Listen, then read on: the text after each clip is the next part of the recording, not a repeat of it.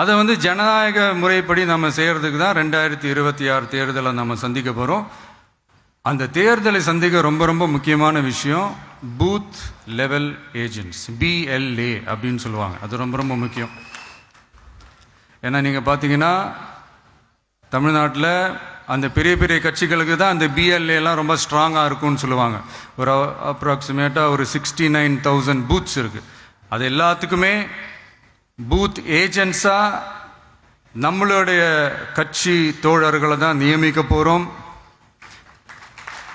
கூடிய சீக்கிரமே booth committee மாநாடுன்னு ஒன்று நடத்த போகிறோம். அன்னைக்கு தெரியும் தமிழக வெற்றி கழகம் எந்த ஒரு பெரிய கட்சிக்கும் கொஞ்சம் கூட சளைச்சதில்லைன்னு.